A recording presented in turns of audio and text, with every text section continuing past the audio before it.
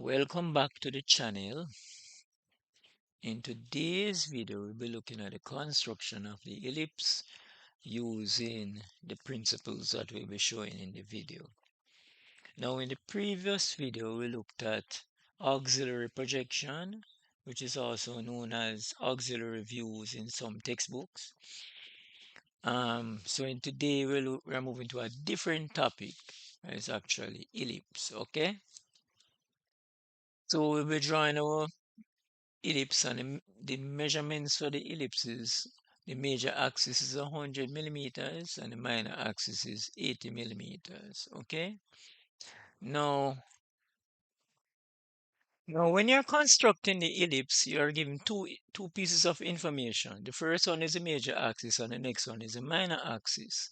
So just as an example, if you were asked to construct an ellipse whose major axis is 200 millimeters and the minor axis is 80 millimeters.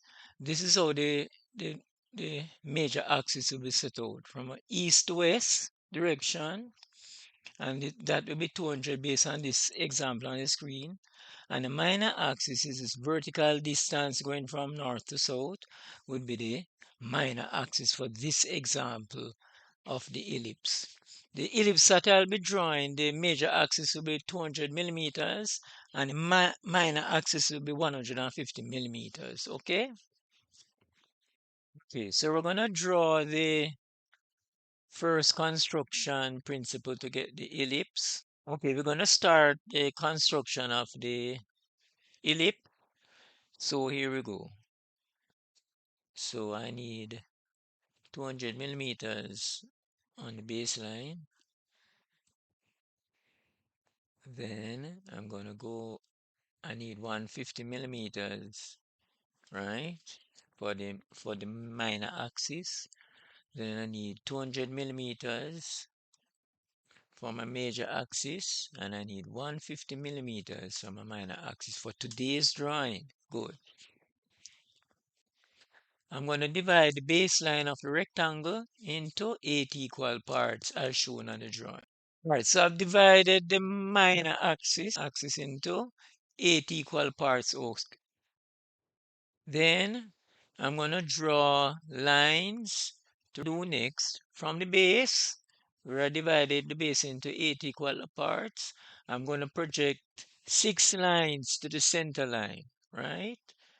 So again, after I divided the base into 8 and the minor axis into 8 equal parts, I projected the center points, which will be points 4 for both the major axis and the minor axis, okay?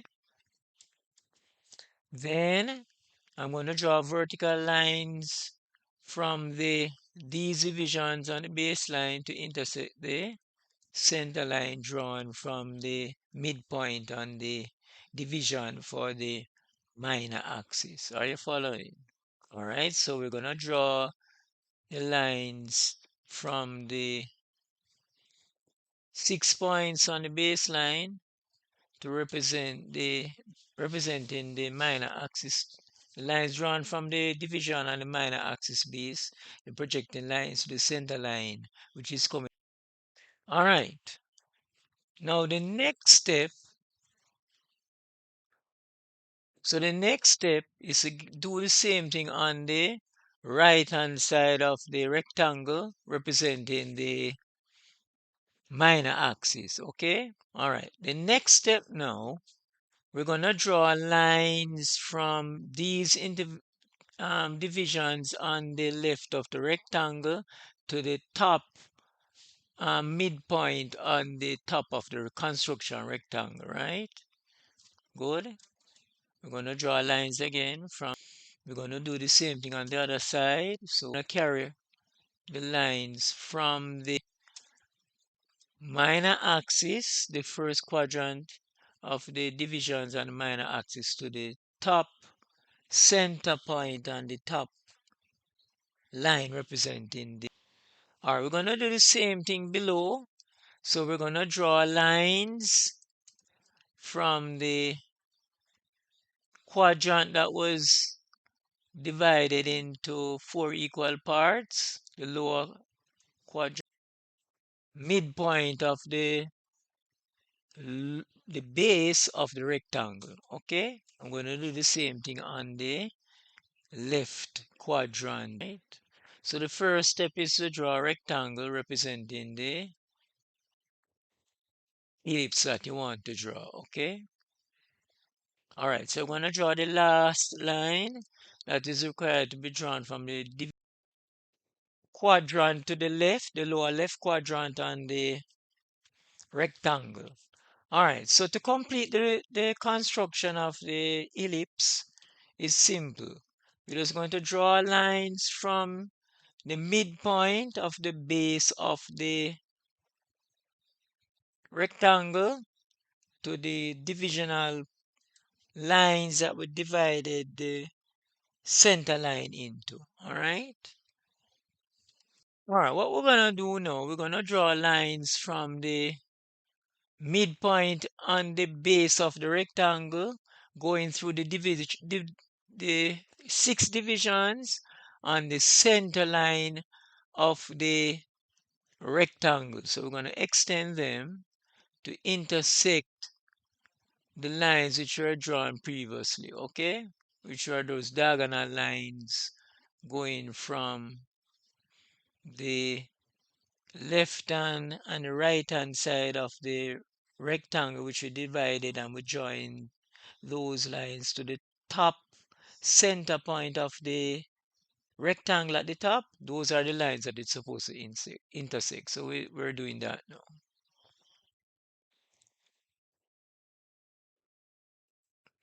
All right, so we're going to draw these lines to intersect those lines, right? Good. All right, so here we have the points that are plotted for the ellipse, right? And what we're going to do now, we're going to plot the points, okay? All right, so we're going to plot the points now. So we're going to plot the points. There, there, there, there, there, there, there, there, there, there, there, there, there, intersection, intersection, intersection, intersection. Good job. So there is our ellipse using the rectangle method, okay? All right, so here we have our ellipse being constructed. Good job if you followed so far. You would have realized that I changed my dimension, my measurements from what I had started with, for a different reason, right? But it would be the same principle you would use for any distance, whether the major axis or the minor axis, okay? So I hope that you were able to complete a drawing. Thanks for watching. And in the next video, we'll be looking at intersection of solids. I would love to know your thoughts, hear your thoughts about the video. All right, so thanks for watching. Fabulous job if you had completed the drawing up to this point and I've gotten your ellipse. Good job. See you in the next video. Bye.